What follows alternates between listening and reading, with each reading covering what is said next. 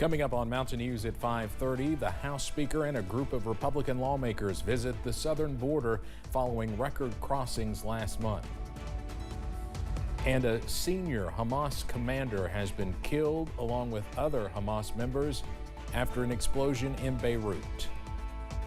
Plus, a widespread soaking is on tap by this weekend, timing out those rain and wintry mix chances as Mountain News at 5:30 starts now. Dedicated to southern and eastern Kentucky, this is WYMT Mountain News at 5:30. Good evening, I'm Steve Hensley. Congress is set to get back to work next week, and a bill to strengthen the country's southern border is at the top of the agenda.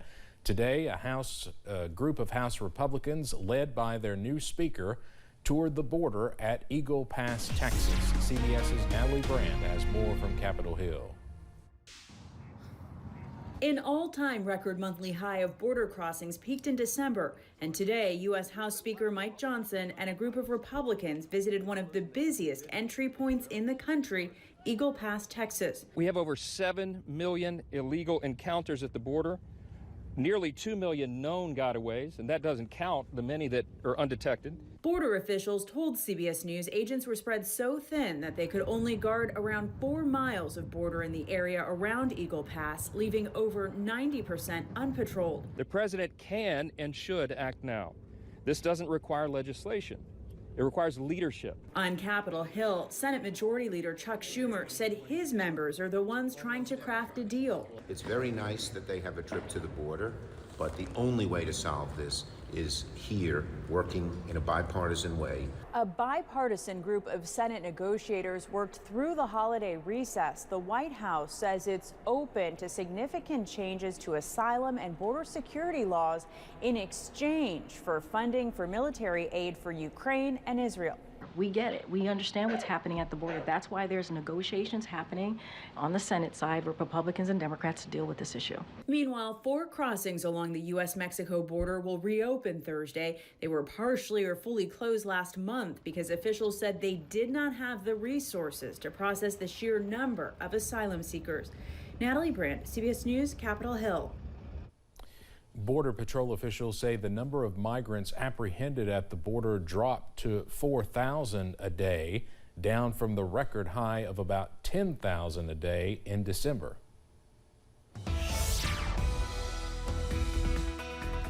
We are tracking some gloomy and cool weather for this Wednesday evening across the mountains. Here's a live look from Southwest Virginia at UVA-wise. That current temperature at 36 degrees as we stay cloudy as well. Most of us in the upper 30s, but a few lower 40s in some areas, up to 40 for Manchester, 42 in Harlan, down to 39 for Clintwood, and 37 for Jackson, also Pikeville at this hour. So we are tracking some more cool weather as we go into this evening. Up on the radar, it's trying to show possibly a few sprinkles or snow flurries in Southwest Virginia, also close to the Tennessee and Kentucky border, but I do think most of this is evaporating before it hits the ground. But notice as we zoom out, we are tracking a cold front close to Cincinnati, and that will continue pushing off to the south and east as we go into late tonight, also early on Thursday. So possibly a few snow flurries by late tonight, also early on Thursday. Most of us, though, are drier, and those temperatures top out in the upper 30s on Thursday.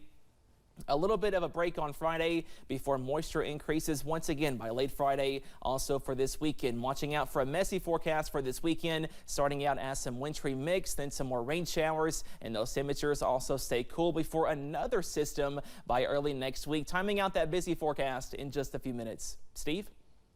Cameron, thank you. Major new developments in the Middle East. A senior Hamas commander has been killed in an explosion in Beirut. Several other Hamas members were also killed in yesterday's blast, which has led to new concerns that the conflict between Israel and Hamas may be expanding. CBS's Ian Lee has the story. An explosion killed 7 Hamas militants in southern Beirut Tuesday night, including Salah al-Aruri, a senior commander and one of the founders of the group's military wing, also wanted by the Israelis and Americans. Israel isn't commenting on the attack, but Hezbollah leader Hassan Nasrallah vowed revenge on Israel, stoking fears of a war with the Lebanese militants. One, Analyst Seema Shine says, would look very different to the fight against Hamas. If you were to compare Hamas's capabilities with Hezbollah's capabilities, how would you compare the two? 10 times more. That's no question. Hezbollah is a huge army, very close to Israeli villages and cities. Since Hamas's murderous attack on October 7th, Israel is fighting on multiple fronts, from Lebanon to Yemen, where Iranian-backed Houthi rebels fire missiles and drones toward Israel and are attacking commercial ships around its waters, threatening to disrupt the world's economy and send oil prices soaring.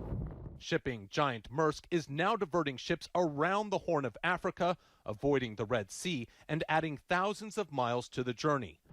The Houthis say they'll stop the attacks if Israel stops its war against Hamas. But Israeli leaders say the war could last throughout 2024, vowing to fight until Hamas is destroyed. For many Gazans, that means more misery in tent cities away from home. Those who go back find not much to return to. I wish I died with them. That would have been better than living like this, says this man who lost his family. But many Palestinians will continue to live like this even after the war is over. There's also been a sharp increase in Israeli raids here in the occupied West Bank. Since October 7th, more than 300 Palestinians have been killed by the military and settler attacks. Ian Lee, CBS News in the occupied West Bank. Iranian state media reports at least 103 people were killed Wednesday in 2 explosions in the city of Kerman. Another 141 people were hurt.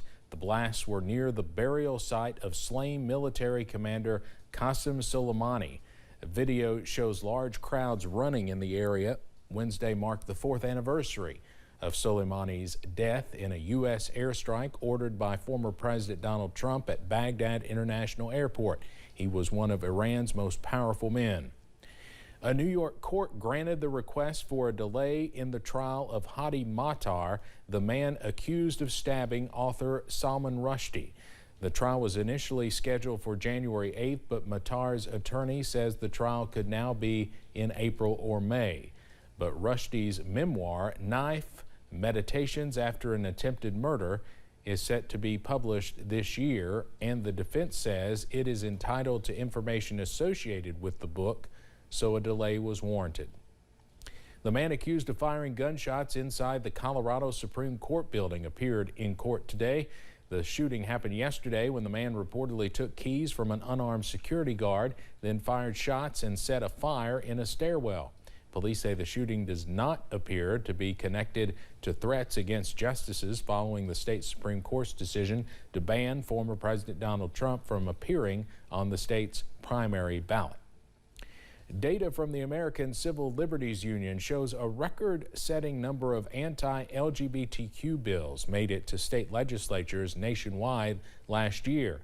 The ACLU says more than 500 bills were introduced as of December 21st, which almost triples the amount from 2022.